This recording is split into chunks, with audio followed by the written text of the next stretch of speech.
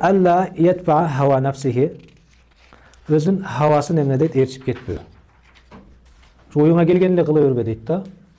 Oyuna gelgenin jasap başlasan, anda emne olot, жер бетинде кадимкидей бузуклук болот. Ошол бүгүнкү күндө болуп атат. Адамдар өзүнүн оюна келгенин жасай беришет. Кандай гана иш болбосун. Күнөө эмес деп ажыратпай дагы калды. Оюна келгенин жасай берет. Бирөөгө телефон чалгысы келген болсо телефон чала берет. Ырдагысы келген болсо ырдай берет, бийлегиси келген болсо бийлей берет, уктагысы келген болсо уктай берет. Ойногусу келген болсо ойнай берет мисалы да, түрү менен эми. Өзүнүн каалоосун ээрчип кетүү адамды эмне кылат экен? Дайыма жамандыктарга түртөт. Жакшы эмес. Адам өзүн башкарып үйрөнөсү керек болуп калат. Адамдын нафси, адамдын жанагы каалоосу жаш бала сыяктуу.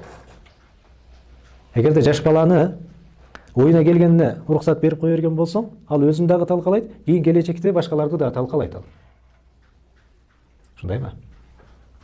Айтканын жасай бердиң жаш баланын.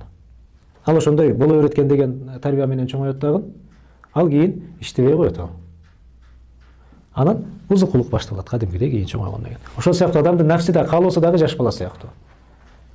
Дайым эле оюңа келгенин жасай бере турган болсоң, жанагы каалоо чоңоюп күчкө кирип алат дагы.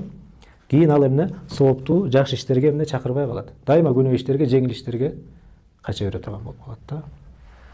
Тарбиялоо керек болуп калат. Жаш балдарды алдаганда могу тамакты же, анан могу ишти жаса деп эсептешет го. Адам дагы өзү менен дал ошондой эмне эсептешип жашоосу керек болот. Азыр уктадым, анан тургандан кийин эмне кайра дагы бир телефонду ачып баштабастан бир намаз менен башта, бир Куран окуп башта, бир китеп окуп башта деп өзүн тарбиялоосу керек болуп калат. Жатты, эс алды, анан башын сергитип алгандан кийин кайра дагы башты орта турган күнөө иштер менен баштаса жашоону, ал өзүнүн каалоосуна азгырылып кетти, каалоосуна баш ийип калды дегенди билдирет ал. Египетте жүргөндө